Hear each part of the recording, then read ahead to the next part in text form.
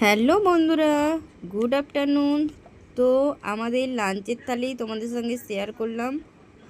নিয়েছি আমি সাদা ভাত। ভাতটা একটু সাইজ করে নিলাম, নেওয়ার সময় পড়ে গেছিলো।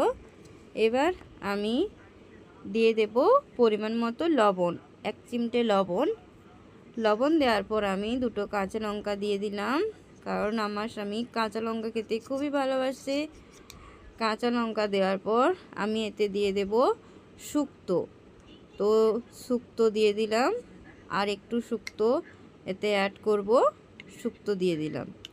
শুক্তো শরীরের পক্ষে খুবই ভালো, বাঙালিদের প্রিয় রেসিপি এটা। তারপর দিয়ে দেব আমি ভেতা মাছ এবং আলু দিয়ে তৈরি করা ঝাল বাটনাটা। তো আমি দিয়ে দিলাম, আর একটু ঝাল বাটনা এতে অ্যাড করলাম। দেখুন আমাদের লাঞ্চের থালি। বন্ধুরা, আমাকে একটু সাপোর্ট করো, আমার চ্যানেলটা সাবস্ক্রাইব করে দাও।